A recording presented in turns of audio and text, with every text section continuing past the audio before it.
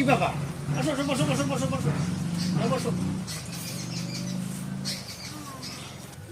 তা কি খবর বলো, অনেকদিন পর আমার বাড়িতে এলে? আরে মন্টুদা, তোমার কি সৌভাগ্য, তোমার কপালই খুলে গেছে। আরে অনেকদিন পরে এসছো, তাই তুমি আমার সঙ্গে মজাক করছো নাকি? হ্যাঁ? আরে মন্টুদা, মজা নয়, আমি সত্যি বলছি। তা কি এত খুশির খবর? তা আমাকে একটু বলো দেখি।